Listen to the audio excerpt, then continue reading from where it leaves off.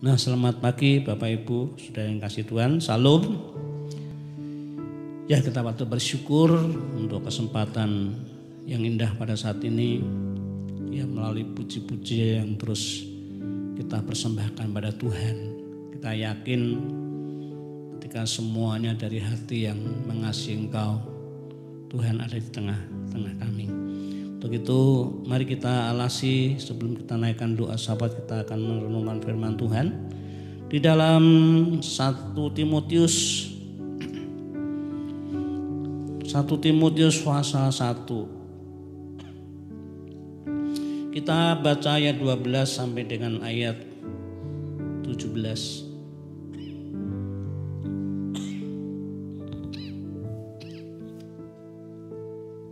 1 Timotius pasal 1, kita baca ayat 12 sampai dengan ayat 17.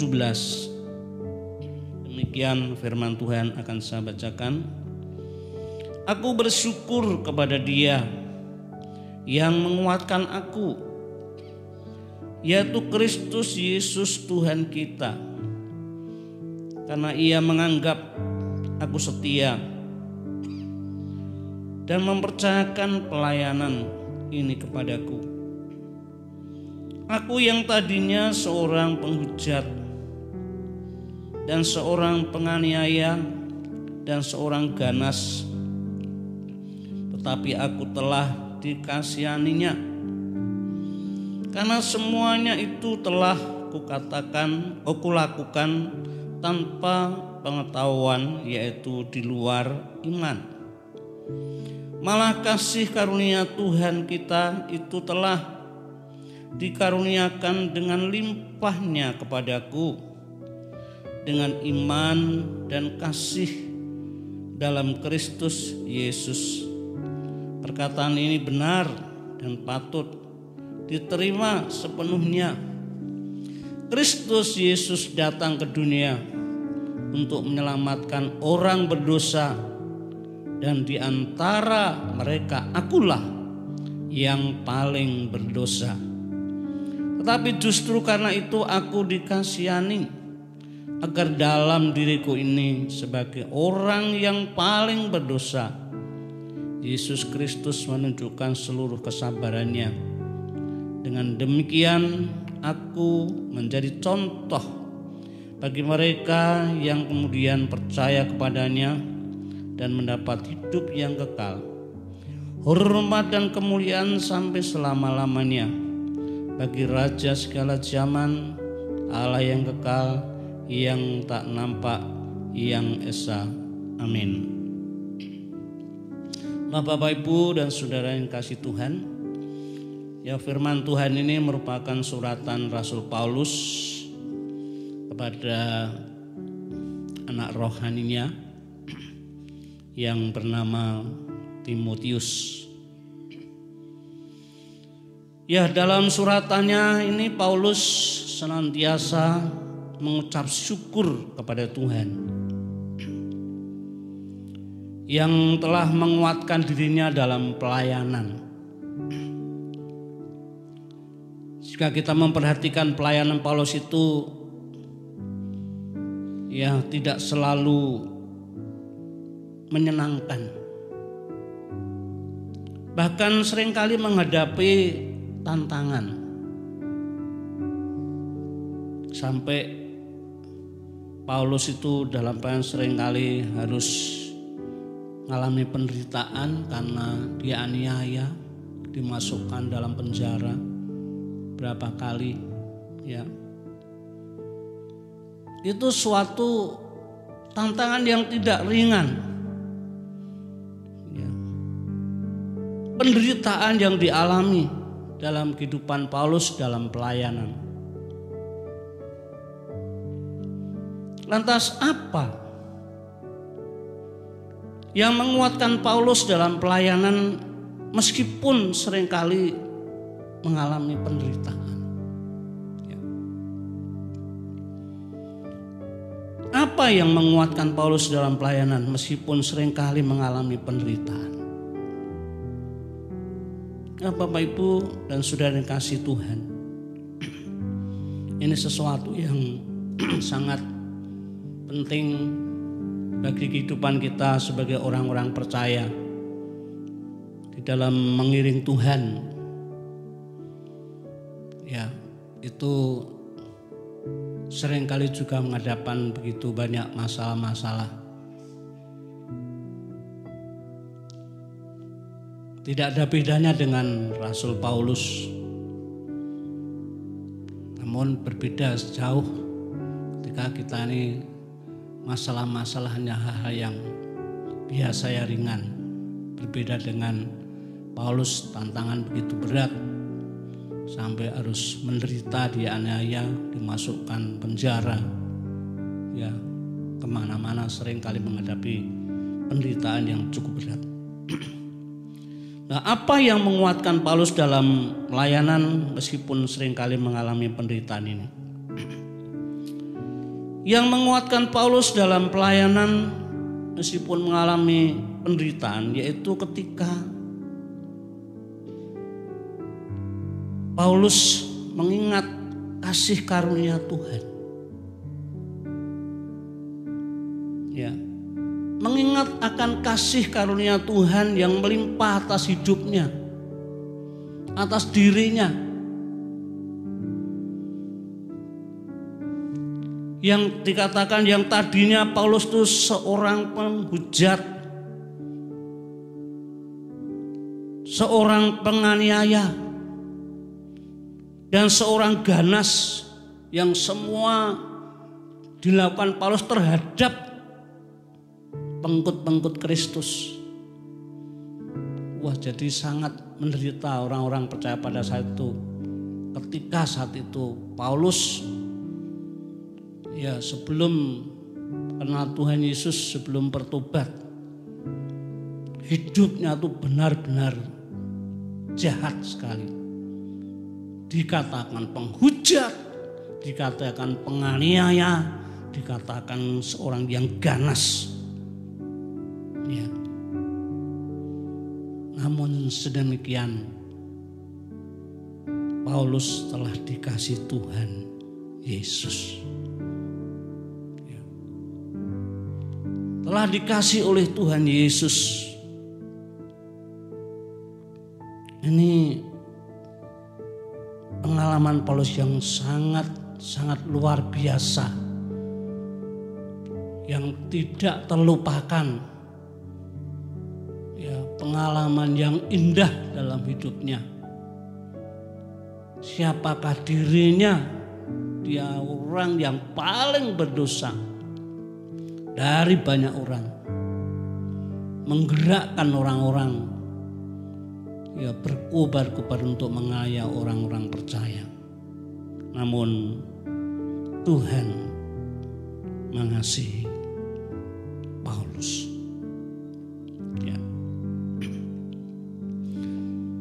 Nah, ini sesuatu yang tidak terlupakan di dalam kehidupan Paulus. Itulah sesuatu yang menguatkan Paulus dalam pelayanan. Ya, karena dirinya yang tidak layak di hadapan Allah, namun Tuhan mengasihi begitu luar biasa. Maka ketika Paulus dalam pelayanan, dalam penderitaan, wah dia dikuatkan. Dikuatkan. Ya. Itu belum sebanding dengan apa yang Allah sudah berikan kepada Paulus. Sesungguhnya Paulus itu seorang yang layaknya dihukum, dibinasakan, dimurkai. Ya, seperti apa yang sering dikatakan Paulus. Namun Tuhan itu begitu luar biasa. Nah, ini sesuatu yang luar biasa dialami oleh Paulus dalam pelayanan yang penuh dengan tekanan, penderitaan, keluar masuk penjara, dianiaya. Tapi tidak pernah pudar, tidak pernah putus asa, tidak kecewa. Karena ingat akan kasih karunia Tuhan yang melimpah atas dirinya. Itu menjadi kekuatan dalam kehidupan Paulus. Ya. Nah, pengalaman Paulus yang sedemikian ini tidak hanya diucapkan sekali dua kali, tapi kemana saja. Ya, kemana saja dalam pelayanan di setiap jemaat-jemaat di kota dimanapun, ya, yang Rasul Paulus itu dalam pelayanan ya memberitakan Injil itu selalu diungkapkan tentang bagaimana pengalaman pribadinya dengan Tuhan. Tidak menonjolkan kebaikan, tidak ada sesuatu yang baik. Ya, di tengah-tengah orang yang jahat, di tengah-tengah orang yang belum percaya Yesus pasti punya sejarah kehidupan yang tidak baik. Dan itu menjadi pengalaman pribadi dengan Tuhan itu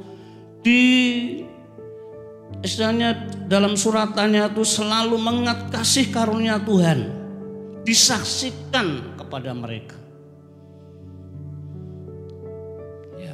Nama Tuhan, kasihnya yang luar biasa selalu terus diingat kepada siapapun mereka layani.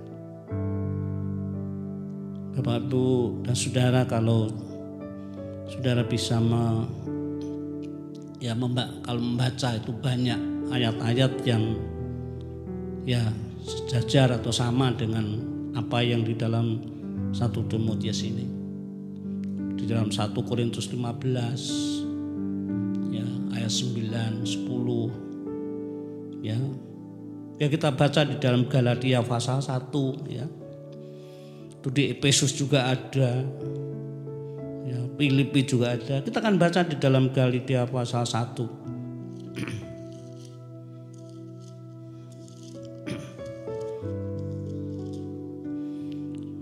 Suatu pengalaman pribadi dia saksikan dimanapun saja di dalam pelayanan kepada orang-orang percaya. Galatia pasal 1 ayat 13 sampai dengan ayat 16 itu. Galatia pasal 1 ayat 13 sampai 16. Sebab kamu telah mendengar tentang hidupku dahulu dalam agama Yahudi tanpa batas. Aku menganiaya jemaat Allah dan berusaha membinasakannya. Dan di dalam agama Yahudi aku jauh lebih maju dari banyak teman yang sebaya dengan aku di antara bangsaku. Sebagai orang yang sangat rajin memelihara adat istiadat nenek moyangku. Tetapi waktu yaitu Tuhan Yesus yang telah memilih aku sejak kandungan ibuku dan memanggil aku oleh kasih karunia-Nya, berkenan menyatakan anaknya di dalam aku supaya aku memberitakan dia di antara bangsa-bangsa bukan Yahudi. Maka sesaat pun aku tidak minta pertimbangan kepada manusia. Ya, jadi ini suatu pengalaman yang tidak bisa ditahan. Ya. Kemana-mana senantiasa selalu bersaksi tentang kasih karunia dari Tuhan Yesus.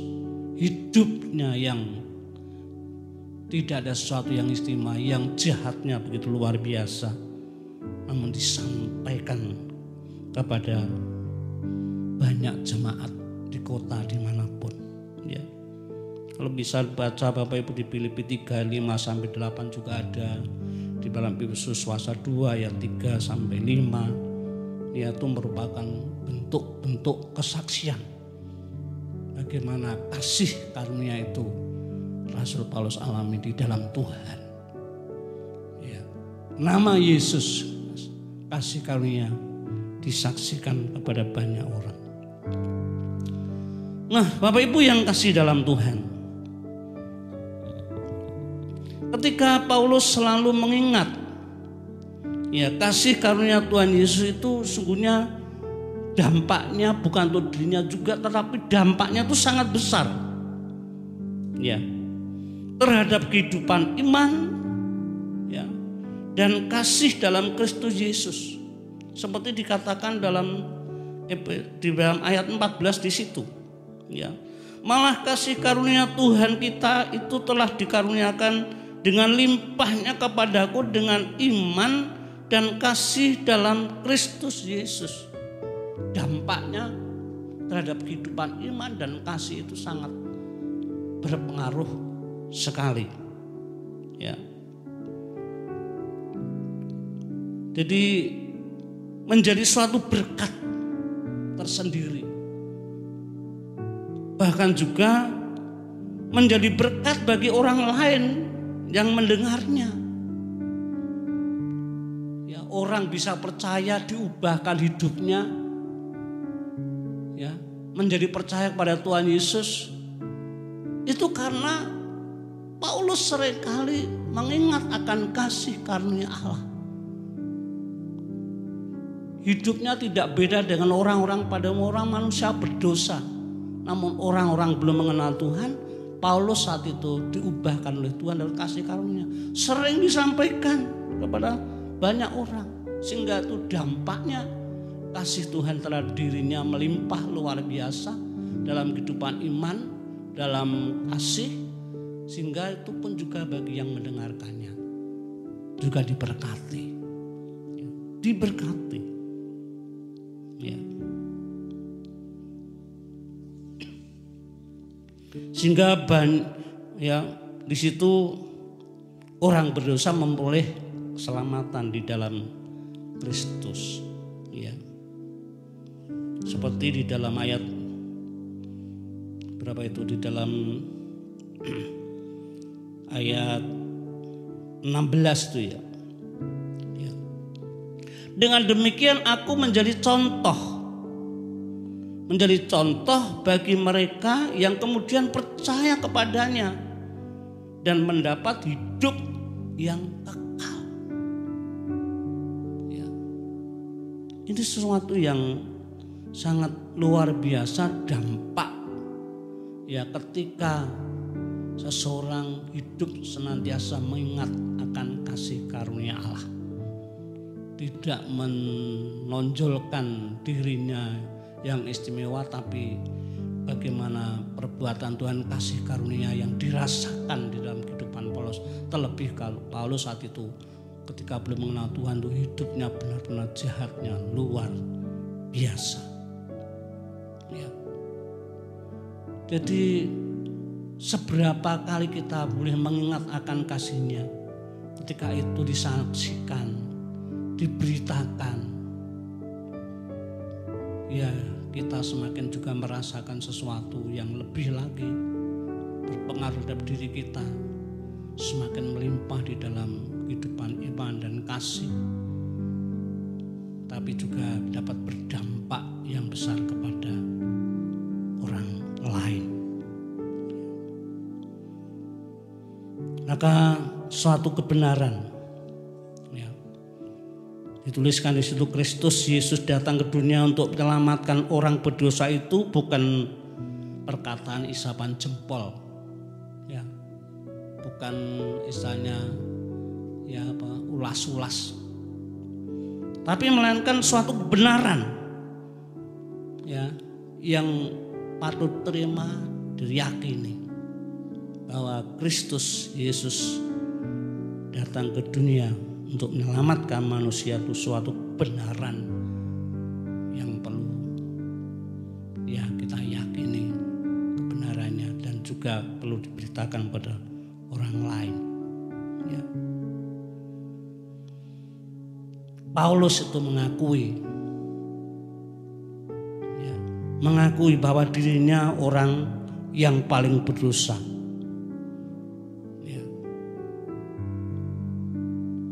yang memperoleh kasih Kristus.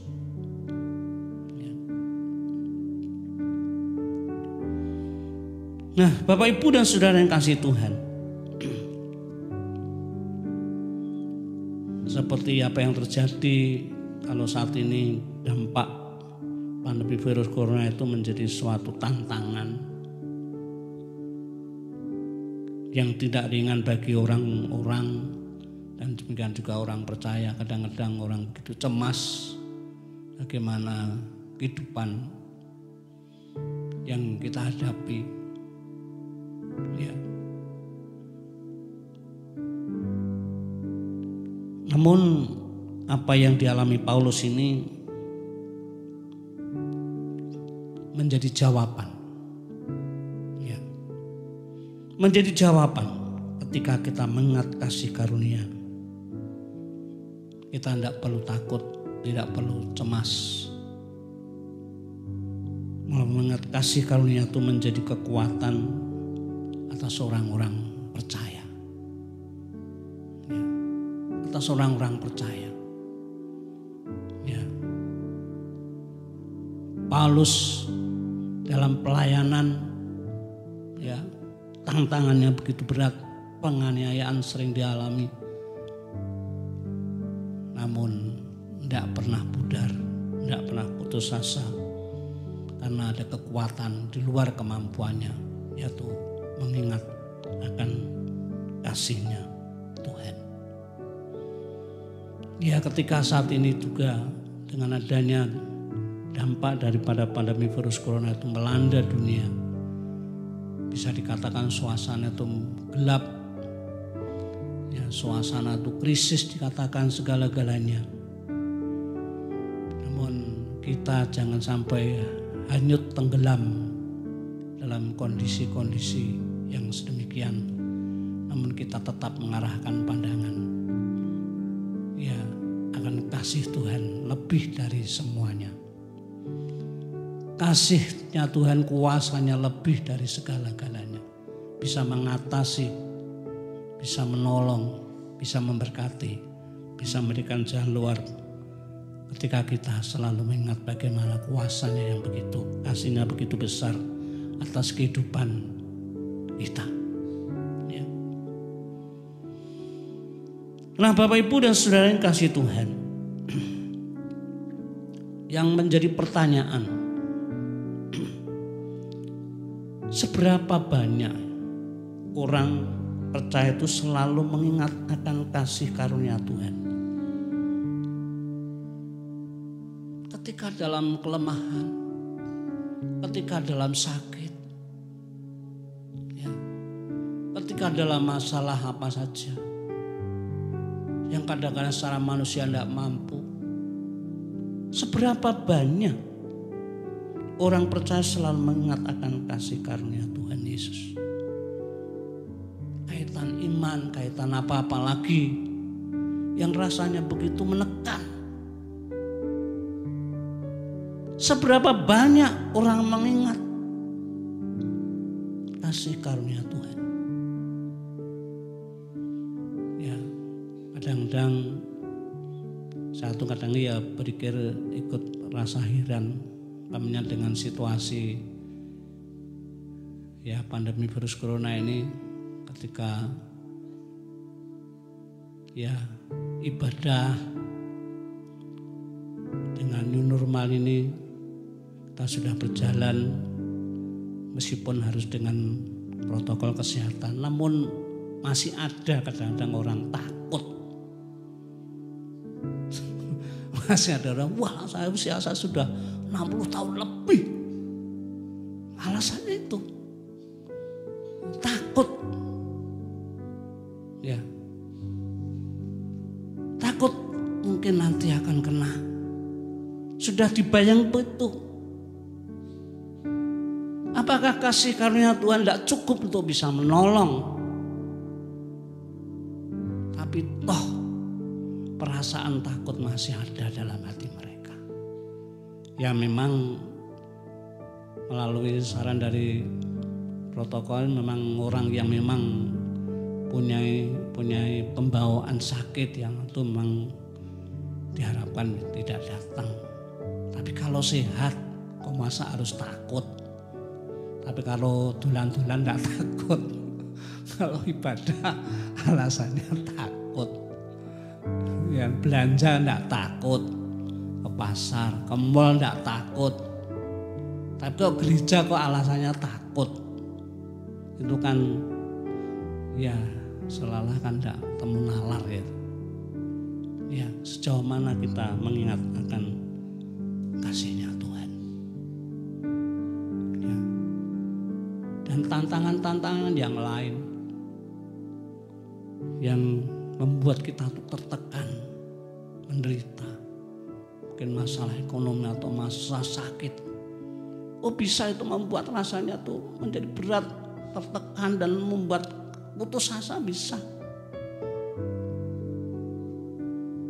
Tapi yang menjadi pertanyaan, seberapa banyak orang selalu mengingat akan kasih Kristus? Itu perlu. Kalau kita hanya ingat masalahnya, enggak rampung-rampung. Pagi ingat masalah, semalam masalah, di hari-hari marah. Wah, nanti terus ya enggak punya wajah ceria. Seperti daun yang layu. Pohon yang menunjukkan kering. Karena tidak ada aliran air. Layu. Kalau hari ke hari kita selalu kita layu, tidak punya wajah ceria, hanya dinaungi dengan perasaan takut. Bagaimana kita dapat menjadi berkat? Apalagi kita sebagai orang-orang punya anak-anak, ketergantungan iman kita terpancang pada orang tua. Orang tuanya layu imannya, bagaimana dampak untuk yang lain? Untuk dapat bisa menjadi berkat, jadi saksi. Nah, ini menjadi pertanyaan yang perlu agar setiap anak-anak sadar akan kasih karunia. Di dalam dia kasih karunia itu luar biasa. Ya, Daud dalam peperangan melawan Goliat, orang sudah takut, orang ahli-ahli perang sudah takut. Daud yang tidak pernah perang, hanya tiap-tiap hari berkumpul dengan para gembala, dengan domba-domba. Namun dia senantiasa ketika domba-domba mau diterkam serigala, diterkam singa, Daud terlatih senantiasa untuk menghadapi. Dan Goliat disamakan seperti singa yang dapat dibinasakan. Wah, keberanian luar biasa. Ya, ketika dia menghadapi Goliat, mestinya orang delongop memandang. Goliat di hadapan anak kecil lagi. Wah, rasanya diremehkan. Cah cilik ngerti nopo. Tetapi ternyata Goliat geblak hanya dengan batu. Ini sekali lempar ya, masuk ke dahi, masuk mati. Wah, itu sebagai sesuatu yang mengagumkan. Wah, orang Israel, tentara Israel ketika Goliat jatuh rebah mati terus maju. Wah, menggerakkan tentara maju melawan orang-orang Filistin. Mengalami kemenangan, sukacita yang besar dalam seluruh Israel. Disambut dengan tarian pujian yang luar biasa. Wah, punya pengaruh yang luar biasa. Karena Daud bukan karena kuat, tapi karena Tuhan. Ya, jadi ini menjadi suatu pertanyaan yang penting bagi kita. Seberapa banyak orang percaya selalu mengingat akan kasih karunia di tengah-tengah situasi keadaan apapun yang terjadi. Ya, kita akan membaca satu ayat sebagai penutup. Kita baca dalam Ibrani pasal 12 ayat 3. Ibrani pasal 12 ayat 3. Demikian firman Tuhan. Ingatlah selalu akan Dia yang tekun menanggung bantahan yang sehebat itu terhadap dirinya dari pihak orang-orang berdosa, supaya jangan kamu menjadi lemah dan putus asa. Ya. Tuhan Yesus tidak pernah putus asa ketika penderitaan menimpa atas dirinya. Ya, kata-katanya masih kata-kata yang memberikan berkat, menunjukkan kasihnya kepada umatnya itu luar biasa. Meskipun harus menderita, menjadi tumbal, tapi yang penting jiwa-jiwa diselamatkan. Wah, itu sesuatu yang luar biasa. Maka ini patut apa yang Tuhan sudah nyatakan, karya-karya keselamatannya tidak perlu dilupakan. Selalu diingat selalu. Itu akan menjawab setiap masalah kehidupan kita. Kuasa Tuhan Yesus luar biasa. Nah, untuk itu melalui firman Tuhan ini kiranya diberkati kita menjadi doa-doa kita untuk situasi keadaan bangsa dan negara. Tuhan Yesus memberkati.